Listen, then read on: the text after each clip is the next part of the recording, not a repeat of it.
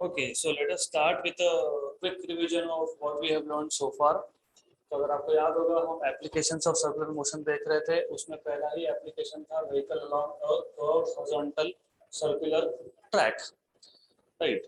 तो हमारे पास एक व्हीकल है जिसका मास m है, it is moving along a circular track with radius of curvature r।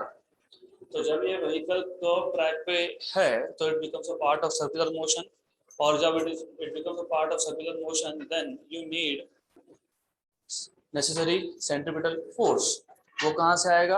It comes from force of friction, right.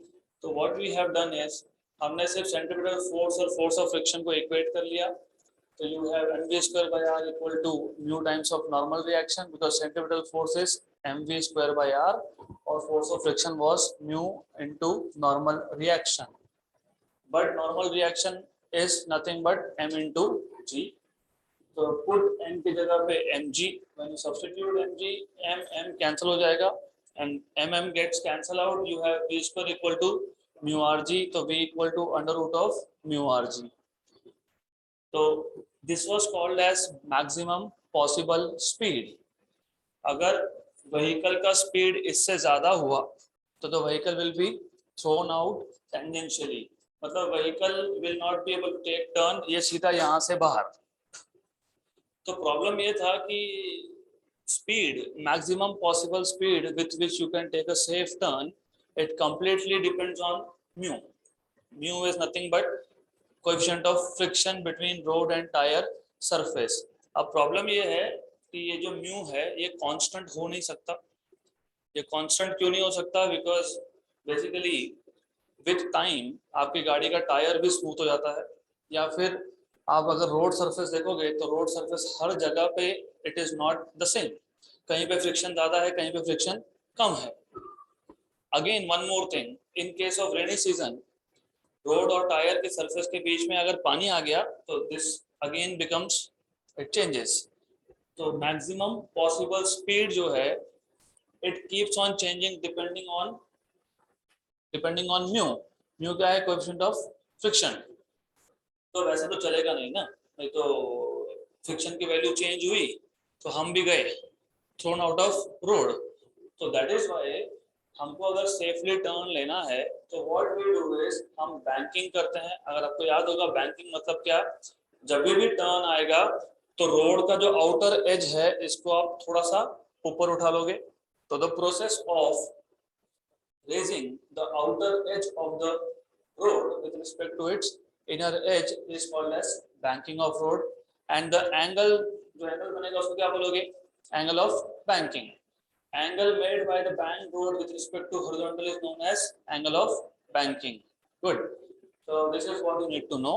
तो अगर आपको याद होगा ये एंगल थीटा है, और बैंक रोड पे when you have bank road पे there are two forces acting on the vehicle। एक है mg which is vertically downwards, एक है normal reaction which is normal to the surface in contact, मतलब road के surface को वो होगा नॉर्मल, राइट।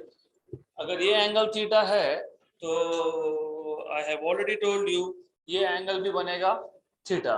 क्यों? Why why why? बिकॉज अगर दो लाइन में एंगल थीटा है तो उन दो लाइंस को परपेंडिकुलर लाइंस में भी एंगल क्या आएगा? थीटा आएगा, राइट। तो you will get this angle theta, ये थीटा तो ये भी थीटा। ये थीटा आना मतलब क्यों? Because it is vertically opposite angle. तो n नॉर्मल रिएक्शन के दो कंपोनेंट कर लोगे, एक n cos थीटा, एक n sin theta. n cos theta is balancing mg और n sin थीटा ये कहाँ पॉइंट कर रहा है? Towards the centre of the road. क्योंकि याद रखो ये कर्वेचर है, ये सर्कुलर पार्ट है, सर्कल का पार्ट है तो उसका सेंटर होगा। तो इसका मतलब बैंकिंग के केस में जो एक कंपोनेंट है, कौन सा कंपोनेंट है? n sin थीटा, वो कहाँ पे पॉइंट कर रहा है? Towards centre. तो वो कौन सा फोर्स प्रोवाइड करेगा? Centripetal force. तो n sin theta provides centripetal force. इसके लिए क्या लिखा हमने? n sin theta equal to mg square by r, and n cos theta is balancing mg। तो n cos theta equal to mg, n sin theta equal to mg square by r। फिर दोनों को क्या किया था हमने? Divide तो divide करने के बाद आपको मिलेगा mv square by r upon mg equal to n sin theta upon n cos theta, n cancel, cancel, v square by rg equal to tan theta. So you will have v square equal to rg tan theta from equation number 3.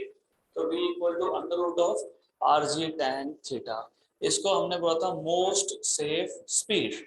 ये maximum value भी नहीं है, ये minimum value भी नहीं है. It is value of speed which is most safe. अगर आपका स्पीड इतना होगा तो आप सेफली टर्न ले सकते हो. कहाँ पे? कर्व्ड बैंड रोड पे, मतलब बैंकिंग किया है उस केस में. और हमने अभी तक यहाँ पे न्यू मतलब फ्रिक्शन लाया ही नहीं है, राइट. तो इवन विदाउट फ्रिक्शन, तो पिछला जो केस था जहाँ पे आप सेंट्रीपिटल फोर्स के लिए कंप्लीटली डिपेंड कर रहे थे only on friction, you were completely dependent on friction for centripetal force. तो इसमें आपका जो मैक्सिमम पॉसिबल स्पीड है वो कंप्लीटली डिपेंड हो गया था म्यू पे. Mu was coefficient of friction. But in this case, even without friction, you have some value of speed with which you can take a turn safely. So v equal to under root of rg tan theta. Then angle of banking हमने define किया है. angle of banking का equation मिल जाएगा, बहुत simple है. v square by rg equal to tan theta, तो theta is tan inverse of v square by rg. अब ऐसा हो सकता है कि when we are taking turn, हमारा स्पीड मोस्ट सेफ स्पीड जितना नहीं है, या तो कम है या तो ज्यादा है. तो देयर आर टू केसेस. ऐसा तो होता नहीं है ना, हमको टर्न लेना है और हमको पता होना चाहिए कि अगर सेफली टर्न लेना है तो इतनी ही वैल्यू हो सकती है स्पीड की. For example 50 kilometre per hour, 100 kilometre per hour. लेकिन क्या हम हमेशा उस स्पीड पे चलेंगे? हम नहीं चल सकते. सिंपल सा लॉजिक है, you can not keep control on your speed. तो आपका जो स्पीड है वो मोस्ट सेफ स्पीड से कम भी हो सकता है या उससे ज्यादा भी हो सकता है. तो दोनों केसेस हमको देखने हैं कि मिनिमम स्पीड कितना हो सकता है to take a safe turn. उसको मैं बोला था लोअर लिमिट. मतलब आपका जो गाड़ी का स्पीड है कहाँ पे? कर्व्ड बैंड रोड पे. जैसे ही टर्न आया और रोड क्या है, ऑलरेडी बैंड है. if your speed is less than most safe speed is under root of rg tan theta. तो अगर आपका speed under root of rg tan theta से कम हुआ, so in that case what will happen is, तो think क्या होगा उस case में. so what will happen is, ये रोड है and your speed is less than what is required. आपका स्पीड जितना होना चाहिए उससे कम है. तो व्हीकल ऐसा जाने की जगह पे, मतलब सेफली टर्न लेने की जगह पे, it will start skidding inside. तो वो कहाँ जाएगा? वो इनर एज की तरफ. इनर एज की तरफ मतलब कहाँ जाएगा? यहाँ पे जाएगा, towards the point of banking, right. तो इसका मतलब आप टर्न ले नहीं सकते. मतलब your vehicle is directly going towards the point of banking, सीधा रोड से नीचे. Then who is saving you? Force of friction. 11th standard का बेसिक्स आपको याद होना चाहिए. फ्रिक्शन का डायरेक्शन क्या होता है? Opposite to that of motion. अगर आपका ऑब्जेक्ट एक्स एक्सिस के तरफ मूव हो रहा है तो फ्रिक्शन कहाँ होता है? अपोजिट डायरेक्शन में. गुड. तो अगर हमारा स्पीड मोस्ट सेफ स्पीड से कम हुआ तो व्हीकल कहाँ जाएगा? Towards the point of banking, मतलब इनर एज की तरफ. तो फ्रिक्शन कहाँ होगा? ऊपर की तरफ. तो दैट इज व्हाई हमने यहाँ पे फ्रिक्शन को कहाँ दिखाया है? ऊपर की तरफ. तो we are showing friction over here, right. Then इसके बाद हमने क्या देखा था? इसके बाद हमने देखा था कि ये एंगल थीटा है तो ये एंगल भी थीटा होगा. कौन सा थ्योरम है ये? Corresponding angle theorem. तो फ्रिक्शनल फोर्स के दो कंपोनेंट आ गए. एक आ गया एफ एस cos थीटा, एक आ गया एफ एस sin थीटा. अगर आप देखोगे in this case F S sine theta plus N cos theta कहाँ पे है? ऊपर. नीचे कौन है? एम जी. तो एफ एस साइन थीटा और एन कॉस थीटा ने मिलके किसको बैलेंस किया है? एम जी को. तो F s cos theta, f S sine theta plus N cos theta equal to m जी. तो this is what you need to know at the first place. तो हमने यहाँ पे लिखा होगा वो somewhere we have written down. You see f S sine theta plus n cos theta equal to mg, and this if you look at the diagram again, n sin theta is pointing towards center of curvature. उसको opposite कौन सा component आया, fs cos theta. तो जब तक friction नहीं था तो एक ही कंपोनेंट था टुवर्ड सेंटर, कौन सा था, n sin थीटा। तो आपने बोला n sin theta is providing necessary centripetal force, लेकिन इस केस में n sin theta toward centre है और fs cos थीटा उसको अपोजिट है।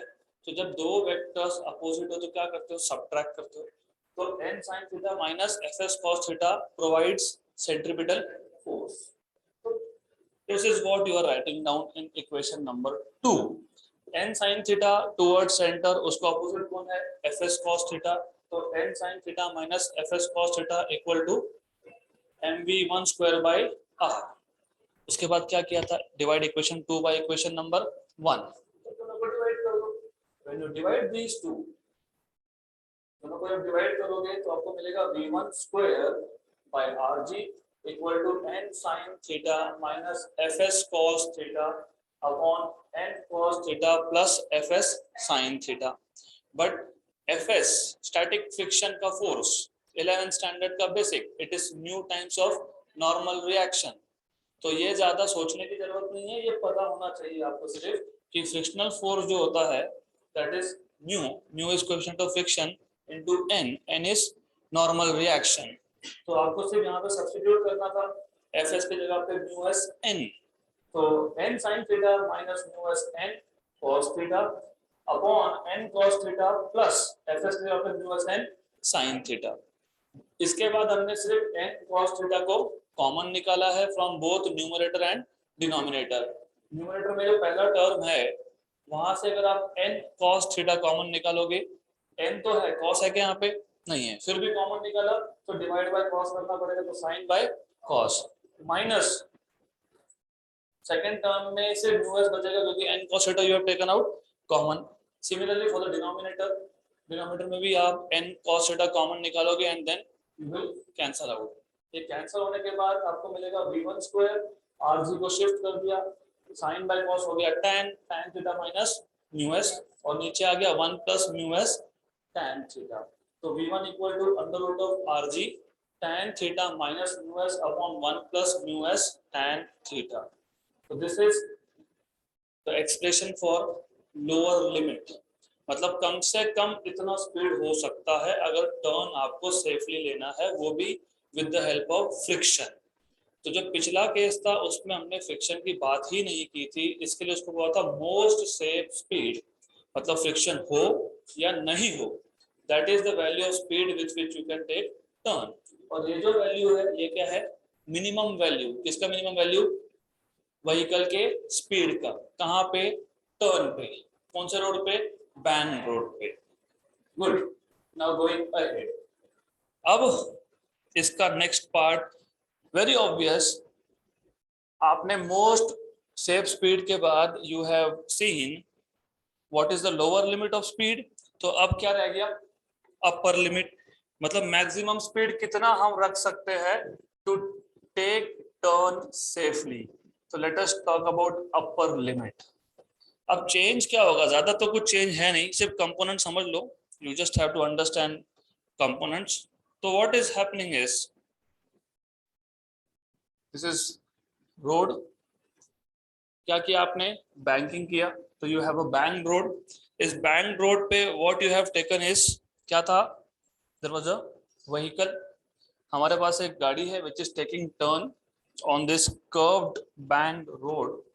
नाउ इन दिस केस आपको बाकी के कंपोनेंट्स ऑलरेडी पता है, तो फोर्सेस कौन कौन से हैं यहाँ पे, mg, mg का डायरेक्शन क्या होता है, डाउनवर्ड्स, मतलब you already know there is a force which is vertically downwards. तो ये आ गया आपके पास mg, राइट। ये एंगल हमने लिया था थीटा, एंगल ऑफ बैंकिंग। और एक फोर्स था normal reaction, normal reaction is always normal to the surface in contact, तो ऐसा है वो। तो you have normal reaction over here and then by the same logic this angle is theta, this angle is theta, this component becomes n cos theta, और यहाँ पे जो component आएगा n sin theta. Very good. अब सिर्फ difference इतना है, now you are talking about upper limit, मतलब मैक्सिमम कितना स्पीड हो सकता है। अगर मैक्सिमम स्पीड से ज्यादा स्पीड हो गया तो जो व्हीकल है वो ऐसा जाने की जगह पे कहाँ जाएगा, it will be going out, thrown out tangentially, then which means we are talking about v2। जैसे पिछले केस में क्या बोला आपने, if v1 is less than under root of rg tan theta. Less than क्यों लिखा था, क्योंकि हम कौन सी बात कर रहे थे, लोअर लिमिट की। यहाँ पे we are talking about upper limit, तो if v2 is greater than under root of rg tan theta. Good, तो ये याद रखना। We will also write down this again, but for the time being पहले समझ लेते हैं। नाउ जब लोअर लिमिट की बात हो रही थी तो व्हीकल वाज गोइंग इनसाइड, मतलब टुवर्ड्स द इनर एज। जब अपर लिमिट की बात कर रहे हो, मतलब व्हीकल का speed is greater than most safe speed, तो vehicle is going along towards the outer edge. जब व्हीकल इनर एज की तरफ जाता है तो फ्रिक्शन कहाँ होता है, आउटर एज की तरफ।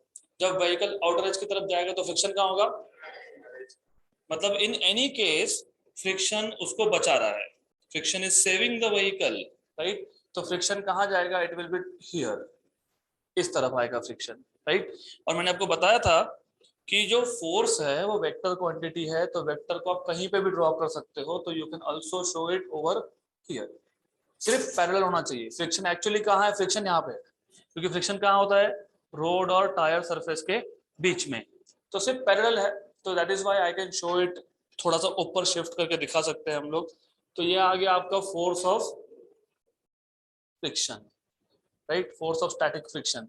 आप बोलोगे स्टैटिक की क्यों बात कर रहे हैं हम लोग बार बार।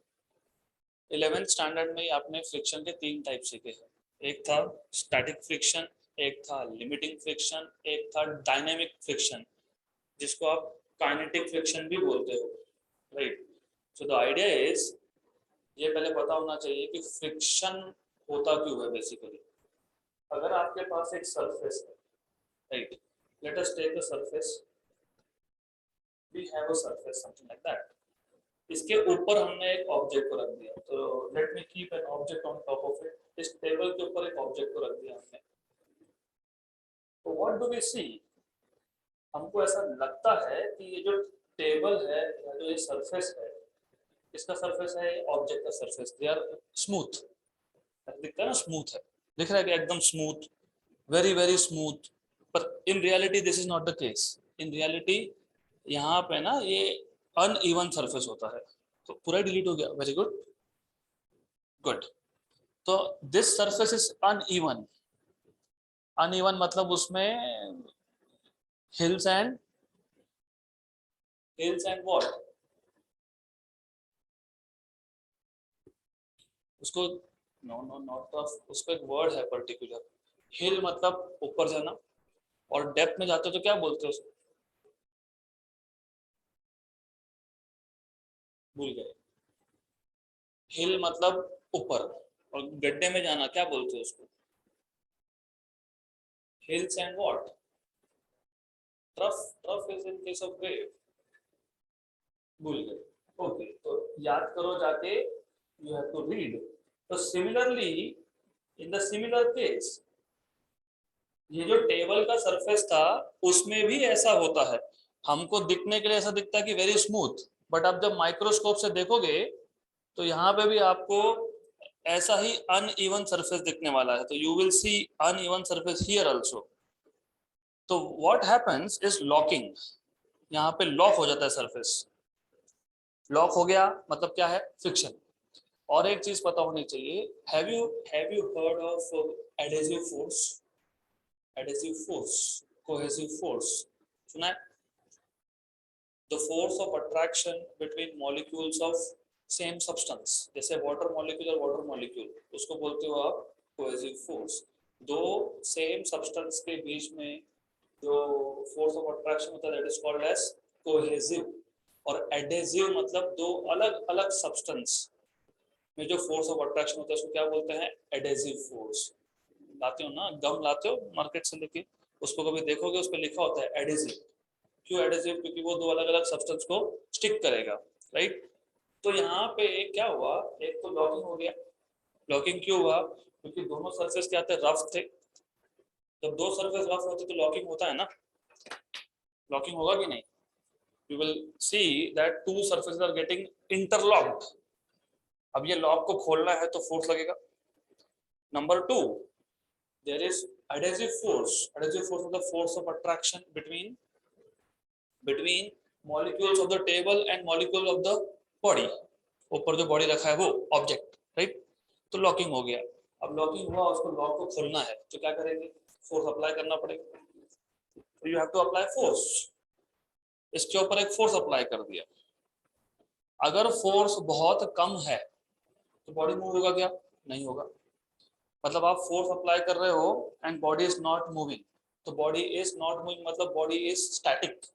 इसलिए इसको बोलते हो फोर्स ऑफ स्टैटिक फ्रिक्शन।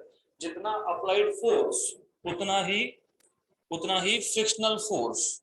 जितना आपने फोर्स अप्लाई किया उतना ही फोर्स कौन सा है, फ्रिक्शनल। तो इसको क्या बोलते हो, force of static friction. Static क्यों? क्योंकि बॉडी अभी तक मूव नहीं हुआ है, दैट इज व्हाई स्टैटिक।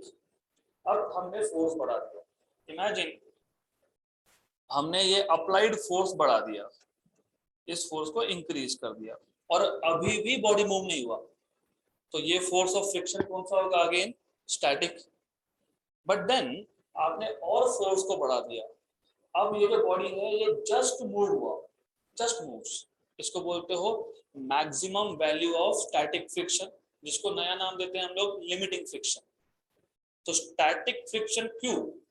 क्योंकि हम जो फोर्स अप्लाई कर रहे हैं वो फोर्स बॉडी को मूव कर नहीं सकता, इसके लिए इसको क्या बोलते हो, फोर्स ऑफ स्टैटिक फ्रिक्शन। फिर आप फोर्स बढ़ाते गए, एक पर्टिकुलर वैल्यू पे द बॉडी जस्ट मूव्स, उसको बोलोगे maximum value of static friction, और उसको नाम क्या दिया है हमने, लिमिटिंग फ्रिक्शन। अब इमेजिन हमने इससे ज्यादा फोर्स कर दिया, हमने लिमिटिंग फ्रिक्शन से ज्यादा फोर्स अप्लाई कर दिया, तो क्या होगा, द बॉडी विल स्टार्ट, ये क्या हो रहा है, moving. Then the body starts moving. तो जब एनीथिंग मूव्स, फिजिक्स में उसको बोलते हैं डायनामिक्स, तो इसके लिए इसको बोलेंगे डायनामिक फ्रिक्शन। तो when a body can move on the surface of another body, then the friction involved is called as dynamic friction or kinetic friction.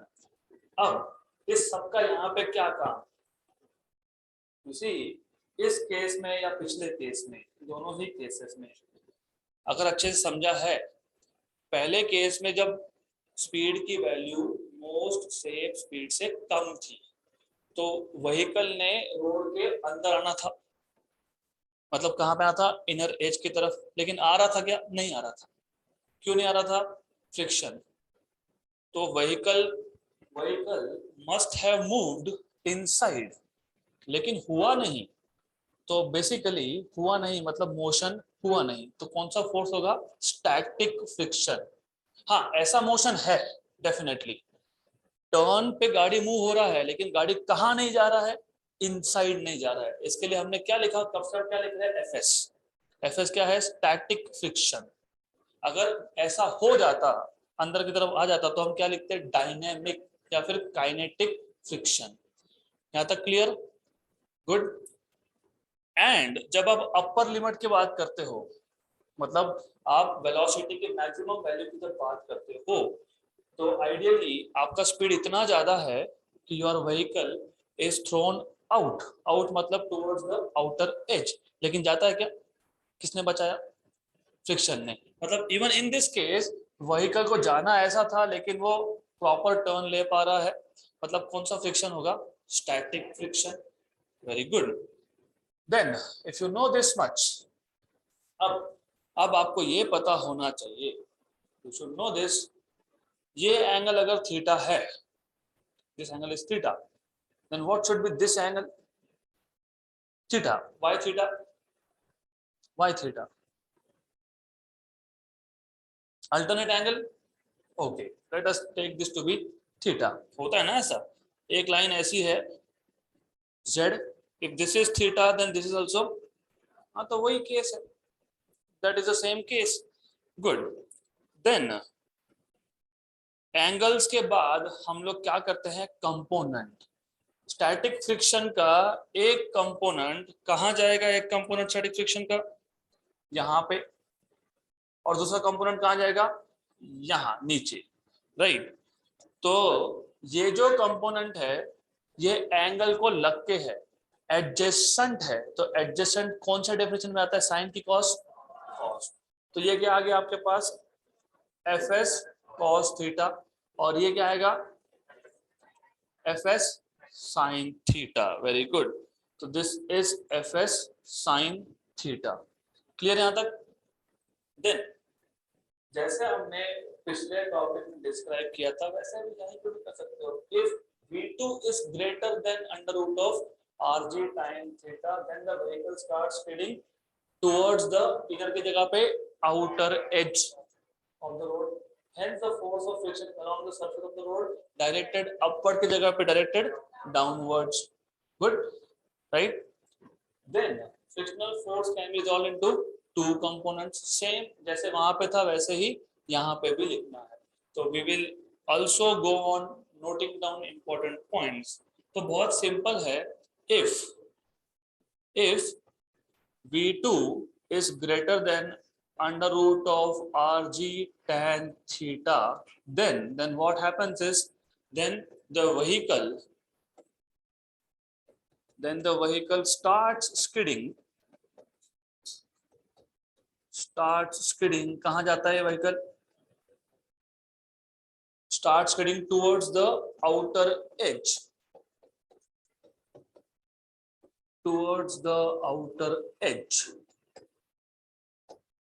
good। then उसके बाद just follow what you have done, hence the force of friction is along the surface but this time downwards, मतलब towards inner edge, right। hence the force of friction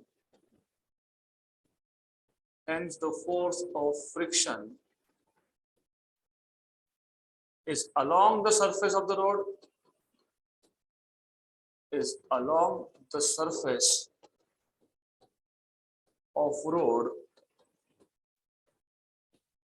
directed downwards भी बोल सकते हो या directed towards inner as भी बोल सकते हो, towards inner as, very good, simple. उसके बाद क्या किया था हमने, कंपोनेंट्स किए थे। सबसे पहले ये मेंशन कर दो कि कौन कौन से फोर्सेस एक्ट हो रहे हैं, एक है mg, एक है नॉर्मल रिएक्शन, एक है fs। और नॉर्मल रिएक्शन के कंपोनेंट हमने पहले से ही करके रखे तो वापस मेंशन मैं नहीं कर रहा हूँ यहाँ पे। तो you can say force of friction fs can be resolved into two components, force of friction fs can be resolved into two components, कौन से दो component, fs sin theta, fs cos theta। तो number 1 is fs sin theta, number 2 is fs cos theta। now from the diagram what do you see, fs sin theta और mg कहाँ पे है, downwards, और ऊपर कौन है, n cos theta। तो fs sin theta plus mg ने किसको बैलेंस किया, n cos theta। तो you can write from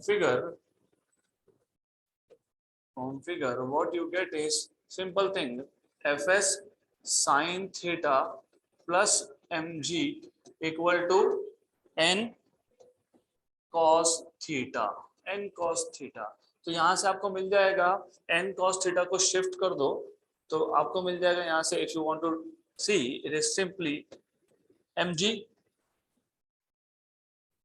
n cos theta minus fs sin theta, equation number 1। अब सेंटर की तरफ कौन से दो फोर्सेस है, एफ एस कॉस और एन साइन, तो दोनों मिलके क्या काम कर रहे हैं, प्रोवाइडिंग सेंट्रीपिटल फोर्स. तो you can write down from here F S cos theta plus n sin theta equal to mv2 square by r. Equation number 2. फिर वही divide equation 2 by equation number 1, divide कर लो, बहुत simple case है. तो you will get mv2 square by r divided by mg equal to F S cos theta plus N sine theta. तो मैं N sine theta को पहले लिख लेता हूँ, N sine theta plus F S cos theta divided by what, N cos theta minus F S sine theta. Cancel and cancel.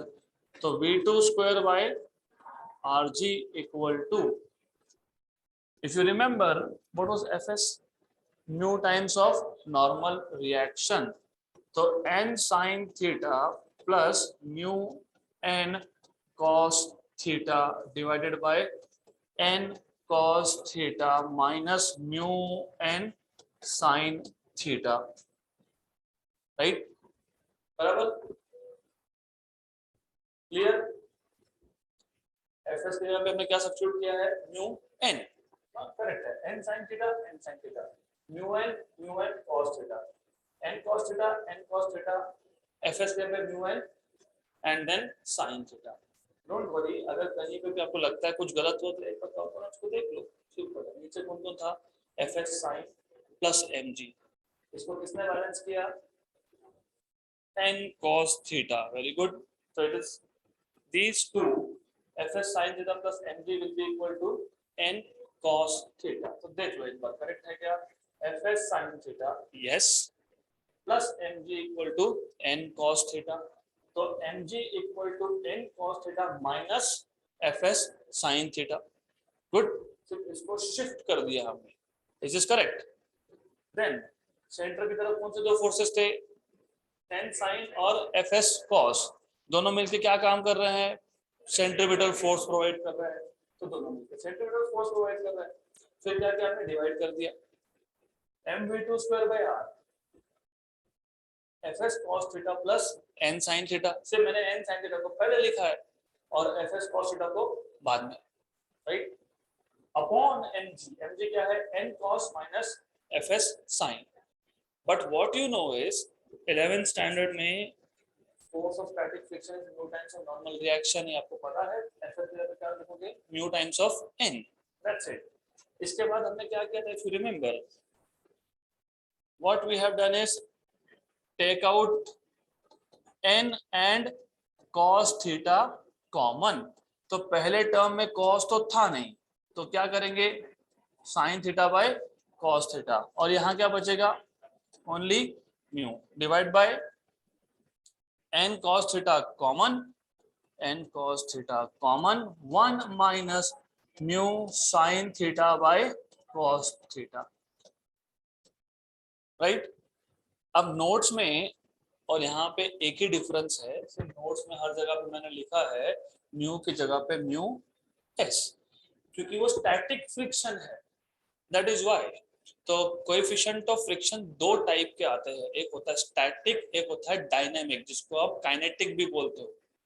यहाँ पे हम काइनेटिक की बात कर रहे हैं क्या, नहीं. तो बाय डिफॉल्ट ये कोएफिशिएंट ऑफ फ्रिक्शन कौन सा होगा, स्टैटिक हुआ. तो लिखो या मत लिखो, उसका मतलब एक ही होता है, this is coefficient of static friction. Good. तो I will not write down, but notes में मैंने ऑलरेडी लिखा है यहाँ पे s s s and s. Good. यहाँ तक clear? Then you will cancel out n cos theta and n cos theta. तो क्या बचा, v square by v2 square by rg equal to v2 square by rg equal to tan theta plus mu upon 1 minus mu tan theta. तो v2 square equal to R G tan theta plus mu upon 1 minus mu tan theta. तो v2 equal to under root of R G tan theta plus mu upon 1 minus mu tan theta. तो ये आ गया upper limit of speed. तो lower limit और upper limit में difference भी देख लो एक बार। तो लोअर लिमिट में ऊपर था tan थीटा माइनस म्यू, नीचे था प्लस, राइट। और यहाँ पे उल्टा है, यहाँ पे ऊपर है प्लस, नीचे है minus. So that is the only difference. Clear यहाँ तक?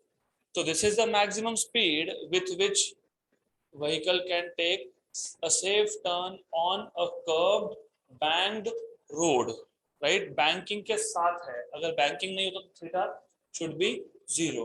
If you put theta equal to 0, tan 0 is 0, तो नीचे आ जाएगा 1, ऊपर रह जाएगा 0 प्लस म्यू, मतलब ओनली म्यू। तो क्या आ जाएगा आपके पास? म्यू आर जी। तो वो तो पहले देखा था आपने, अनबैंक्ड रोड पे स्पीड कितना होना चाहिए? Under root of mu R G. अगर फ्रिक्शन नहीं हुआ तो म्यू की वैल्यू 0, तो ऊपर बच जाएगा tan थीटा, नीचे जाएगा 1, तो क्या आएगा? R G tan theta. वो भी हमने देखा है, अगर बैंक रोड हो विदाउट फ्रिक्शन तो under root of R G tan theta. Clear यहाँ तक? Good. If you understood this, then we are ready to go to the next topic, and that is wall of death, well of death, मौत का कुआं, right? So the next application of circular motion is मौत का कुआं, मतलब wall, और इसको well भी बोलते हैं ऑफ डेथ। वेल मतलब कुआं, डेथ मतलब मौत, तो मौत का कुआं, राइट? तो वॉल ऑफ डेथ और well of death is the same thing, बराबर ना? वेल, वेल मतलब क्या होता है? कुआं। तो दिस इज मौत का कुआं। Anyways, we want to understand, हम देखते हैं वो स्टंट करते थे कीप ऑन परफॉर्मिंग हॉरिजॉन्टल, क्योंकि हॉरिजॉन्टल सर्कुलर मोशन है, राइट? तो सबसे पहले तो ये पता होना चाहिए कि ये वेल ऑफ डेथ या वॉल ऑफ डेथ होता क्या है। It is a very simple thing. It is cylinder, cylinder है ना, सिलेंड्रिकल शेप होता है ना, लेकिन कौन सा सिलेंडर? Vertical cylinder. तो wall of death is nothing but a vertical cylinder. तो यू हैव वर्टिकल सिलेंडर जिसका रेडियस ऑफ कर्वेचर है r, राइट? तो सबसे पहले whenever you start a new topic, आपको एक्सप्लेन करना है कि एग्जैक्टली वॉल ऑफ डेथ मतलब क्या। तो wall of death is vertical cylinder, vertical है, vertical cylinder, vertical cylindrical wall of radius of curvature r, in which, inside which, what is happening, inside which vehicle, vehicle ना, गाड़ी, two wheeler, बहुत जगह पे car भी चलाते हैं, तो इसलिए मैं बोल रहा हूँ vehicle, in which vehicle performs horizontal circular motion, क्योंकि जो व्हीकल मोशन परफॉर्म करेगा वो कौन सा होगा? हॉरिजॉन्टल। ऐसे मोशन को बोलते हो हॉरिजॉन्टल, अगर ऐसा हो तो उसको बोलते हो वर्टिकल, राइट? तो वॉल ऑफ डेथ इज, पहले डिफाइन कर दो इसको, वॉल ऑफ डेथ और well of death of course is a vertical cylinder या cylindrical wall inside which, of course आपको रेडियस बताना तो बता दो, of radius r, of radius r, inside which a vehicle performs horizontal circular motion, horizontal circular motion। अब ऐसा है, physics को अगर इजी करना है तो हमेशा याद रखना, मैं बार बार बोलता हूँ, पहले ड्रॉ डायग्राम्स इफ रिक्वायर्ड, एक बार डायग्राम आपके सामने है तो समझ में आएगा कि लिखना क्या है। जैसे आपको समझ में आ गया कि ये क्या है तो आपको बता दिया क्या है। उसके बाद हमेशा यू ऑलवेज हैव टू सी कि कौन कौन से फोर्सेस एक्ट हो रहे हैं। तो obviously very very obvious, forces की जब बात करोगे तो गाड़ी है, गाड़ी के अंदर ड्राइवर है, उसका तो वेट होगा ही। और mg कहाँ होता है? डाउनवर्ड्स। इसका मतलब गाड़ी ने सीधा नीचे गिरना चाहिए। सिंपल। गिर रहा है क्या? नहीं गिर रहा है। Very good. क्या कर रहा है वो? सर्कुलर मोशन परफॉर्म कर रहा है। तो किसने रोका नीचे गिरने से? फ्रिक्शन। क्योंकि कांटेक्ट सिर्फ वॉल और गाड़ी के टायर्स में है, तो फ्रिक्शन कहाँ जाएगा? कहाँ जाएगा? नीचे जाएगा तो गाड़ी नीचे ही गिरेगी फिर। मैंने अभी भी बताया, ideally vehicle should fall down, but vehicle isn't falling down. मतलब किसने तो उसको रोक के रखा है, तो किसने रोक के रखा है? फ्रिक्शन। कौन सा फ्रिक्शन? Static friction. तो फोर्स ऑफ स्टैटिक फ्रिक्शन ये आएगा अपवर्ड्स। तो ये आ गया आपका force of static friction FS, right. And जब जब एक बॉडी में और एक सरफेस में कांटेक्ट हो तो दो फोर्सेस होते हैं, फ्रिक्शन और normal reaction. Normal reaction is always normal to the surface in contact. तो सरफेस और बॉडी का जहां कांटेक्ट है उसको नॉर्मल, मतलब नॉर्मल रिएक्शन है अंदर की तरफ। अंदर की तरफ मतलब कहाँ पे? सेंटर की तरफ। क्योंकि सर्कुलर मोशन में सेंट्रीपिटल फोर्स तो चाहिए, कहीं से तो आ रहा होगा, तो कहाँ से आएगा? Normal reaction. इजी, इजी है ना। mg नीचे, गाड़ी नीचे गिरना चाहिए, गिर नहीं रहा। बैलेंस किसने कर दिया? फ्रिक्शन ने। लेकिन सर्कुलर मोशन परफॉर्म कर रहा है तो सेंट्रीपिटल फोर्स तो चाहिए, कोई तो प्रोवाइड करेगा। कौन कर रहा है? Normal reaction. तो अब एक बार आपको समझ में आ गया तो now it is time for you to explain. Exam में तो अभी एक्सप्लेन करना ही पड़ेगा ना। अभी व्हीकल है, इसका कुछ मास होगा m, इसलिए तो नीचे m के लिखा। तो एक्सप्लेन कर दो। Consider a vehicle of mass m, of mass m क्या कर रहा है ये? Performing horizontal circular motion. Performing horizontal circular motion. कहाँ पे? कहाँ पे? Inside wall of death. Inside wall of death. और वॉल ऑफ डेथ का रेडियस ऑफ कर्वेचर क्या है? r। Of radius r, of radius r, right. The forces acting on the vehicle, the forces acting on the vehicle are, number one कौन सा है? Weight. Weight is what? mg। कहाँ पे directed है?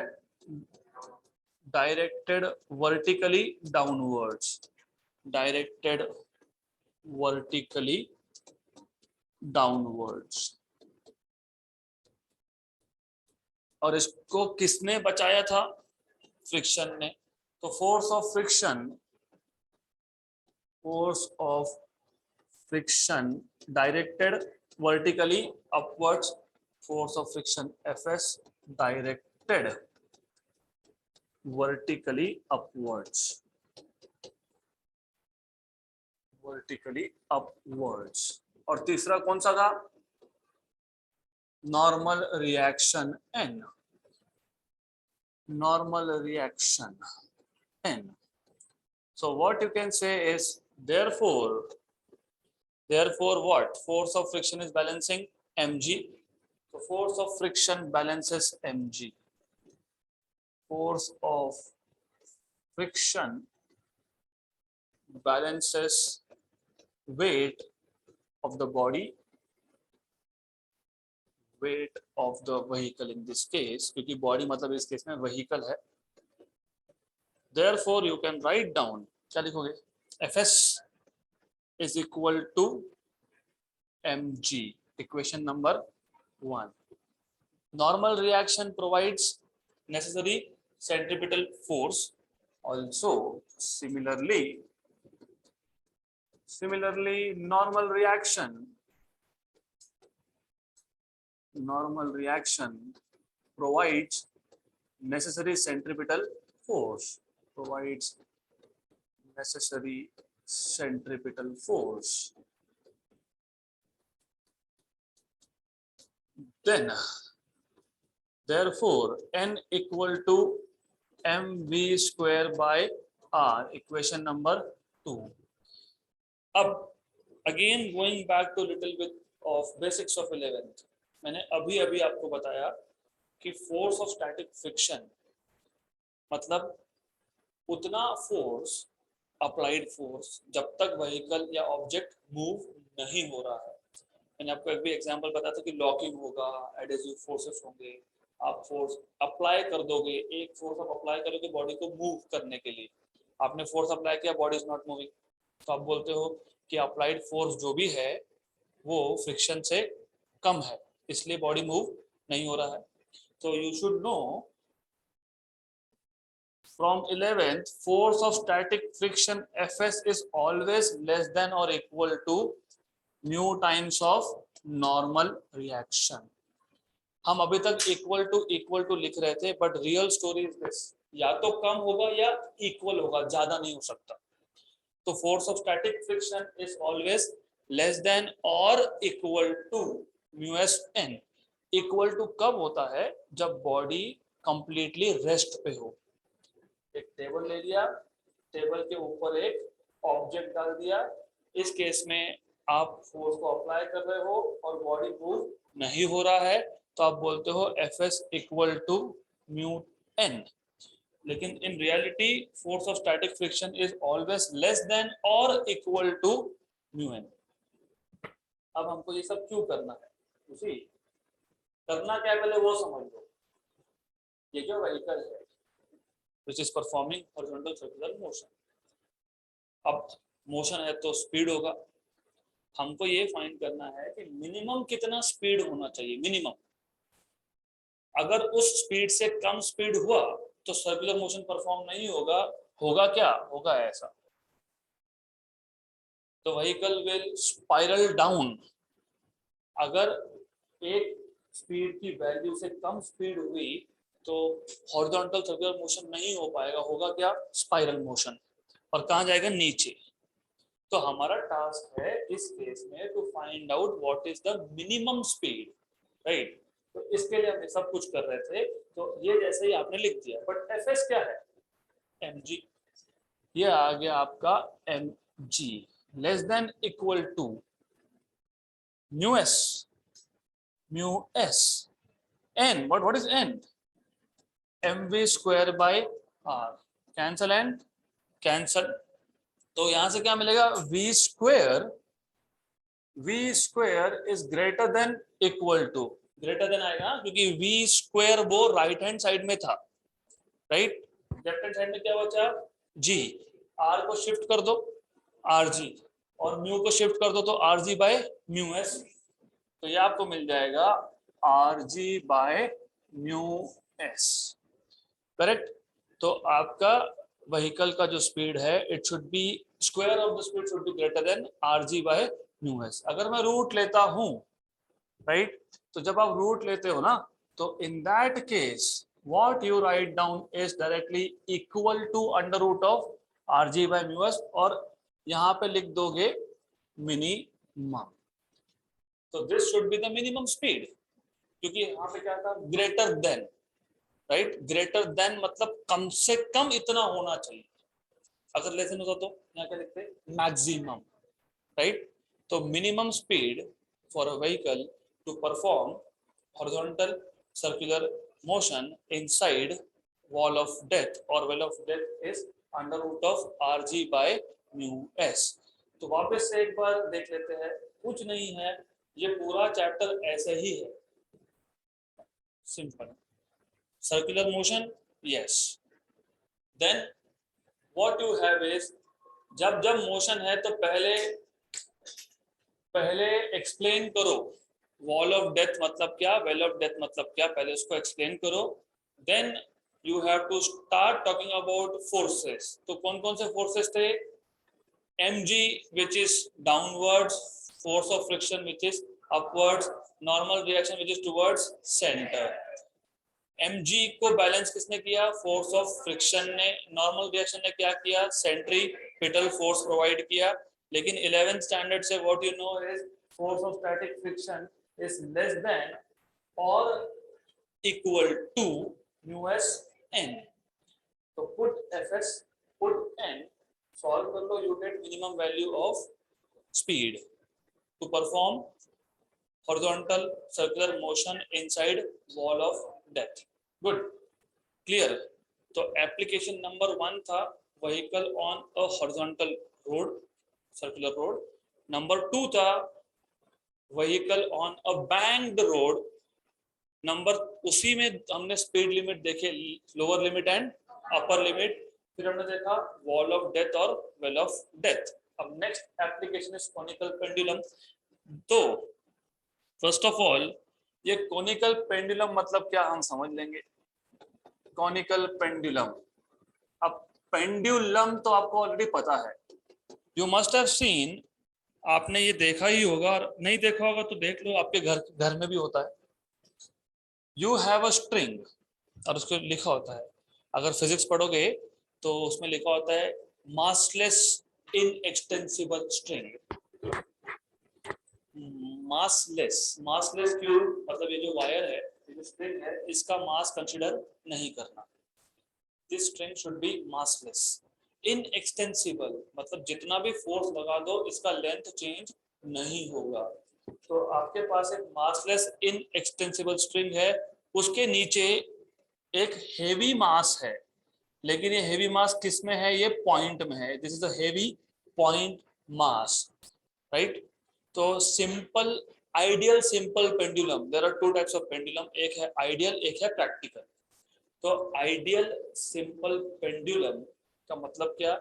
You have massless inextensible string और उसके एक and पे क्या है? Heavy point mass, right. पर ऐसा तो हो नहीं सकता ना, you can not put 100 kilogram in a point. आपका खुद का मास कितना, वेट कितना आपका? 70, 60, 50, मे बी 80, राइट, करेक्ट. एक पॉइंट में है क्या mass? Distributed throughout the body, है ना. तो यहाँ पे ऐसा हो सकता है क्या पूरा का पूरा वेट एक पॉइंट में? नहीं हो सकता, राइट. तो आइडियल केस में, आइडियल सिंपल पेंडुलम के केस में all the mass is inside a point. लेकिन प्रैक्टिकल केस में, प्रैक्टिकल पेंडुलम के केस में you have a heavy Bob.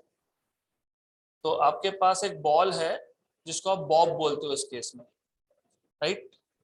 तो this is practical simple pendulum. अब प्रैक्टिकल सिंपल पेंडुलम को अगर आपने डिस्प्लेस किया, यहां पे लाए और छोड़ दिए, क्या होगा? It performs oscillation. Excellent, it performs oscillation. उसको बोलते हैं सिंपल पेंडुलम. लेकिन कोनिकल पेंडुलम मतलब क्या? कोनिकल पेंडुलम का मतलब समझ लो. व्हाट यू डू इज, आप इसको यहां पे लाए और इसको रिलीज करने की जगह पे, मतलब इसको यहाँ पे पेंडुलम को एक जगह पे लाके छोड़ने की जगह पे आपने इसको हॉरिजॉन्टल पुश कर दिया. नॉर्मली क्या करते हो? You bring pendulum to a position and release, छोड़ दो. तो क्या करेगा? ऑसिलेशन परफॉर्म करेगा. बट इमेजिन आपने पेंडुलम को एक जगह पे लाया, छोड़ने की जगह पे आपने हॉरिजॉन्टल डायरेक्शन में धक्का दे दिया, तो क्या होगा? It starts performing horizontal circular motion, right. तो conical pendulum is a pendulum in which bob performs horizontal circular motion. इसको conical क्यों बोला? क्योंकि ये जो स्ट्रिंग है, स्ट्रिंग वो क्या बनाएगा? Cone. Because what happens is it makes a cone. किसने कोन बनाया? स्ट्रिंग ने. तो that is why this is called as conical pendulum. Clear यहाँ तक? Then at any point throughout its motion, ये बॉब कहाँ पे है? we don't care, right. कहाँ पे भी होगा. फोर्सेस कौन कौन से एक्ट कर रहे हैं वो देखना पड़ेगा. Of course weight mg is always downwards, तो weight mg is always downward. इसको हम मान लेंगे सम एंगल थीटा, इसको बोलते हैं semi vertical angle. Semi vertical क्यों? क्योंकि एंगल कहां से मेजर किया आपने, कौन सी लाइन से मेजर कर रहे हो, ये लाइन से ना, इस लाइन को क्या बोलते हो? नहीं नहीं, परपेंडिकुलर नहीं, this is called as horizontal, this is called as vertical. तो आप एंगल कहां से मेजर कर रहे हो? वर्टिकल से, मतलब यहां से, इसलिए इसको क्या बोला है? वर्टिकल। और सेमी क्यों? क्योंकि आधा, मैं अगर पूरा मेजर करता तो इसको क्या बोलता? वर्टिकल एंगल, लेकिन हम क्या कर रहे हैं? हाफ, तो क्या बोलेंगे? Semi vertical angle. तो ये सेमी वर्टिकल एंगल आ गया। क्लियर?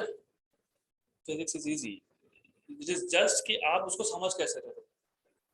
रटने जाओगे तो कभी नहीं होगा। इफ यू स्टार्ट मेमोराइजिंग, वो इसके बाद वो, उसके बाद वो, फिर भूल गए सब किसके बाद क्या, कुछ करना नहीं है। Eat popcorn and study physics, simple. Then you should know, वो मुन्ना भाई को चना नहीं बोलते, तो चना खाने से ज्यादा दिमाग चलता है, वैसा कुछ नहीं। You need to understand here forces, always forces पे ध्यान देना।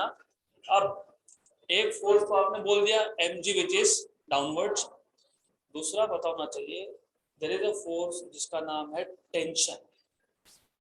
टेंशन, सरफेस टेंशन नहीं, टेंशन। टेंशन मतलब अगर मेरे पास एक रस्सी है, उसको मैंने खींच लिया, मैं तो नहीं खींच रहा हूँ, कौन खींच रहा है? मास, राइट। तो tension is a force inside a string which is always directed towards the point of extension। बांधा कहाँ पे आपने, कहाँ एक्सटेंड किया इसको? सस्पेंड कहाँ किया है? एस पॉइंट पे। तो टेंशन फोर्स का डायरेक्शन क्या होता है? हमेशा towards the point of suspension. तो आपने उसको जिस जगह पे बांध के रखा है वहां पे। और इसमें भी दो केसेस है, आप अगर बॉब पे खड़े होकर देख रहे हो तो आपको क्या दिखेगा? ऊपर बांधा है, तो टेंशन का डायरेक्शन क्या हो गया? ऊपर। मैं एस से देख रहा हूं तो क्या दिखेगा? नहीं नहीं, नीचे। तो यहाँ पे आप बोलोगे टेंशन, राइट। लेकिन हम फोर्सेस एक्टिंग ऑन बॉब की बात कर रहे हैं, तो हम टेंशन कहां से मेजर करेंगे? बॉब से, सिंपल। ये एंगल थीटा है, तो ये कौन सा होगा? सिंपल। तो ये क्या आएगा? T cos theta. और यहां पे एक फोर्स जाएगा which is T sine theta. Obviously ये जो टी साइन थीटा है, ये कहां पॉइंट कर रहा है? Towards centre. तो सेंट्रीपिटल फोर्स कौन प्रोवाइड करेगा? T sign theta. और टी कॉस थीटा क्या करेगा? mg को बैलेंस करेगा। Good. So this point onwards we will take in next session.